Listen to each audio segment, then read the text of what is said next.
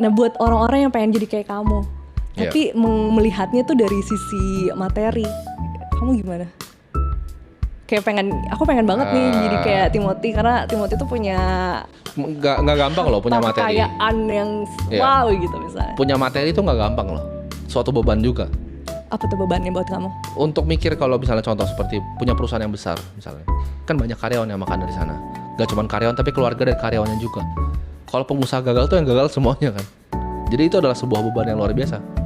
Gitu ketika punya perusahaan yang besar, karyawan yang banyak.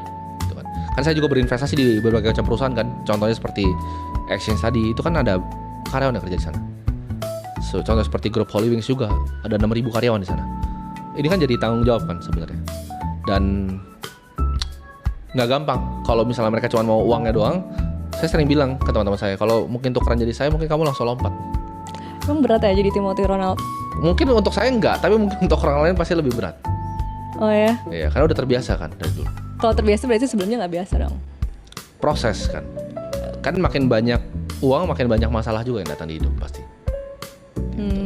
Berarti kamu nggak mau kayak dibilang how to menjadi Timothy Ronald dengan mencapai kekayaan untuk bisa mencapai belum tentu kekayaan bisa. seperti Karena itu kan ini, butuh gitu. momentum. Itu butuh momentum, butuh timing, butuh skill, butuh. Mungkin dari kecil udah beda juga gitu otaknya gitu. Nggak bisa disamain kan. Semua orang udah beda. Mungkin mereka 15 tahun main layangan. Saya 15 tahun baca buku segini tebelnya, security analysis.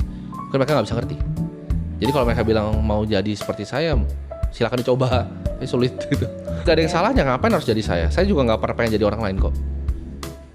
Kamu tinggal jadi yang terbaik yang kamu bisa lakukan setiap hari. Apakah itu udah nggak menang? Udah menang kan? Kenapa harus jadi orang lain? Kenapa harus banding-bandingin sama orang lain?